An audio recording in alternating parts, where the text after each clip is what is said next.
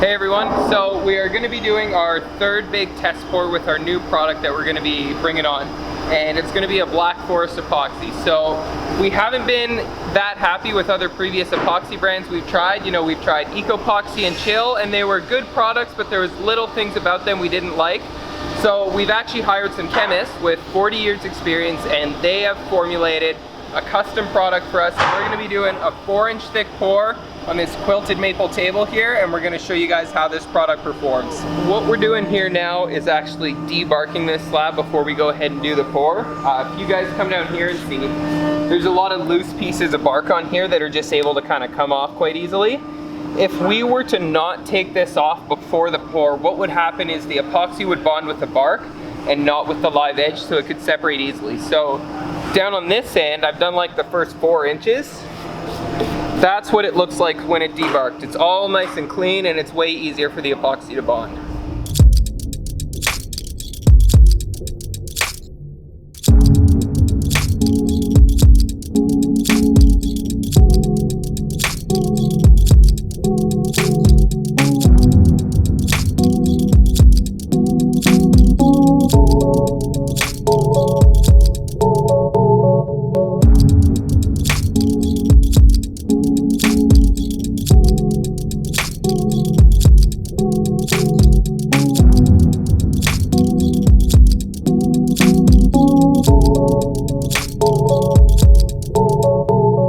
Alright, so we got the quilted maple slabs upstairs in the mold here. You can see we got them all debarked with the wire wheel there, both pieces. And then we've got our big void we're gonna fill here. So this is gonna take about 100 liters, we figure, to fill this up. You can see we got some smaller voids in here as well we gotta do. And just for a size comparison, there's my fist. So you can see how big that is. And then if we come over here, here's our new Black Forest epoxy we're gonna be testing out. We got a bunch in there, we got some more in here. And we're gonna be mixing up with all these buckets.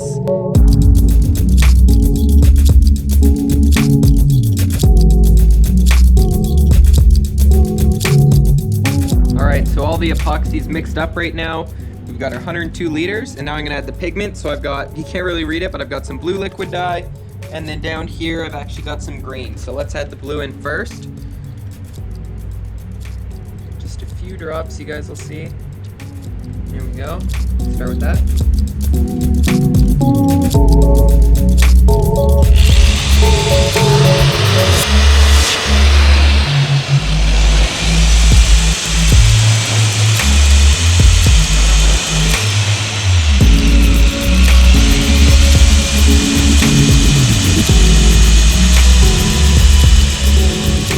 All right, everyone, so we got all the epoxy mixed up. Brad and Sauger got the buckets. They're about to pour it in. Like I said, it's 102 liters. Time to see how this goes. All right, 3, 2, 1, pour.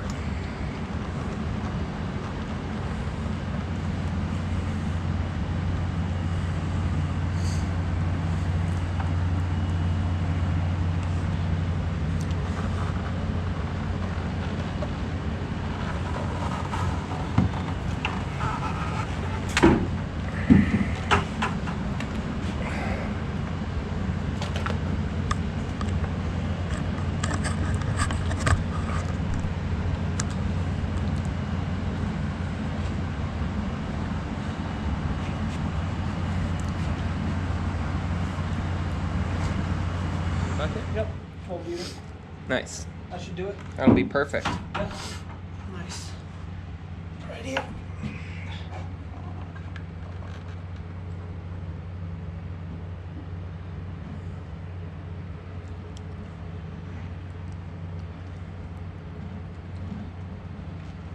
Alright, sick. Oh.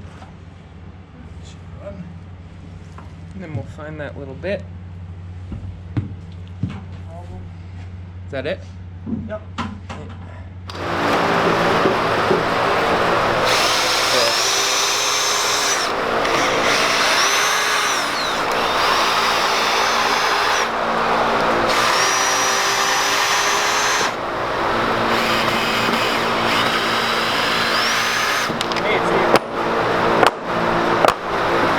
Not really a sound.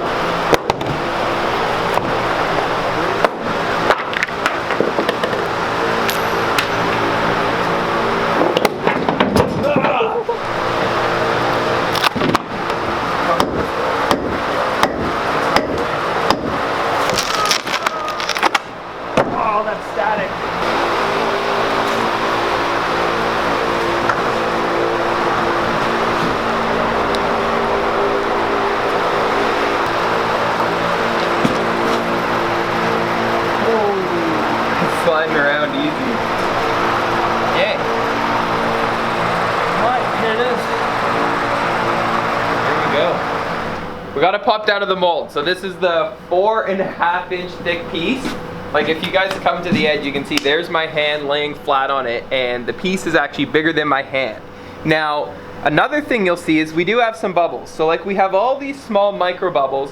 Those we're not so worried about. Obviously we'd like to have none, but that isn't really a big deal.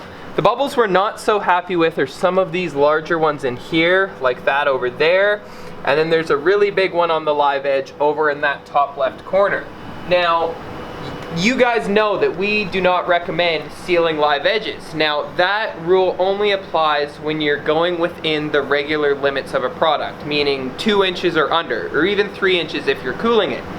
When you step up into thicknesses like this that get to be like over 4 inches, where our next pour is going to be like 12 inches, there's a lot more heat that's generated when compared to a regular thickness pour. Therefore, meaning you get all these bubbles. So this is a non-sealed edge, and then we'll show you over here a 4-inch thick pour we did with the sealed edge.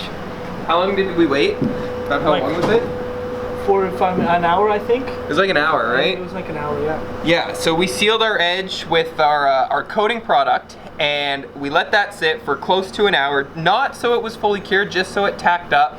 And you can see in this piece, there's basically no bubbles. Like, it's much more clear than the other pour, even though we've poured it to the 4.5. This probably is about 4.5 inches as well. Yeah, over pour, yeah. Yeah, so even though it's 4.5 inches thick, we still are able to get away with it. And if we kind of shake the table, you can see that the epoxy is still moving around.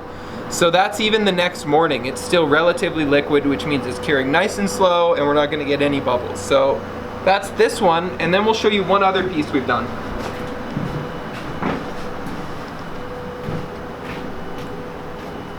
This table is about 2.25 inches thick, and we did not seal the edges, but if you go in here and look, you'll notice there is no bubbles. It's not like that other 4.5-inch thick piece. This is almost completely clear. You have tiny micro bubbles coming out from the live edge, but that's to be expected whenever you get penetration into your wood, and can actually be a good sign that you're getting a good bond. But since this is not thick and it's not going to heat up, we didn't have to seal the edges. It worked just fine. So we'll let this one sit until Monday, and then we're going to start working on it. But that's sort of when you would want to and when you wouldn't want to seal a live edge on a piece.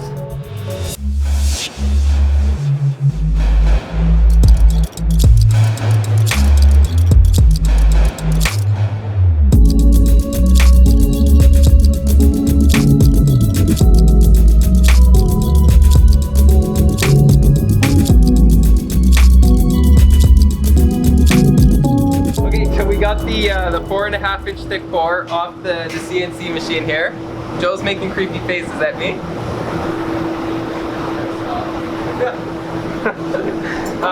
We got it off the CNC. You can see our bit was a little bit dull, so it kind of burned on this, but that's okay for us since we're still going to put it through the sander. Overall though, working with our new product here, we're very pleased at the way it's performing. Like, to be able to pour 4.5 inches thick at once is not something we're used to, so being able to do that is very nice. And there was a few bubbles in this one. You can't see them right now because it's still rough, but we'll show you once it's finished. Those are because we said we didn't seal the edge. Like we explained, on the thick pours, you're gonna wanna seal the edge. So we're gonna take you guys upstairs now, show you some of the cured pieces that we've done with this product that are also thick and that we've sealed the edge on. So here is the 4-inch thick pour that we did with the sealed edges that I explained to you guys why we did this. And we've got it cured now. I think it's been about 5 or 6 days. So we've got it out of the mold, and you can see that the clarity for a 4-inch thick pour is just amazing. Like, I'll see if I can kind of slide it off the edge. There. Like, you can see my hand, you can read the tuck tape through there. So for this thick of a pour, it's not normal to be able to get this much clarity. Usually there's tons of bubbles because in a big volume, it's just gonna get really hot and it's gonna set up quickly. Whereas with this resin, you don't have to worry about that as long as you cool it. And that's kind of a big thing that we're gonna be promoting with the use of this product. If you're doing 2-inch thick pours with this product, it's gonna be okay to basically just get away with a couple of fans on top. You know, even if someone says you don't need a fan, it is still always advisable with an epoxy product to use a fan because there's always an exothermic reaction.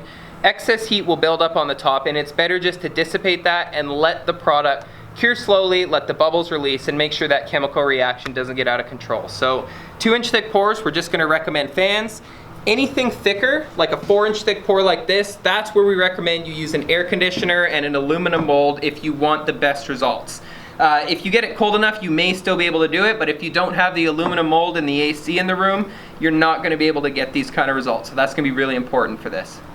This, you guys probably saw this table in last week's video, but what we didn't tell you, this was also done with our new product. So this is about a 2-inch thick pour. I think it's about 2 1/4 inches.